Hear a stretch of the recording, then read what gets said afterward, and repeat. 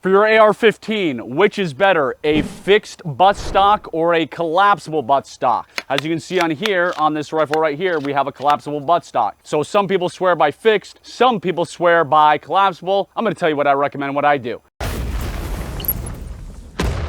So, obviously, this is my rifle. This is the world's best rifle, spyrifle.com, if you want to see what it is a collapsible buttstock. So the reason I like collapsible is obviously you can adjust to what you are doing. Maybe you're in a tighter space, maybe you're not. I do a lot of training at our 320-acre Spy Ranch, and a lot of times I'm training a new student, and they say, hey, you know, it's too far out for me. Can you collapse it in? So because I do so much training, I like that, so I can adjust this, so I can accommodate whatever student I am training. Now, some people will say, hey, you know, when there's a jam and you really can't get it out, and you get down here and you're smashing this on the floor, it's gonna mess it up. Well, collapse the buttstock, and then you can jam it in there and do whatever you need to do to clear that jam.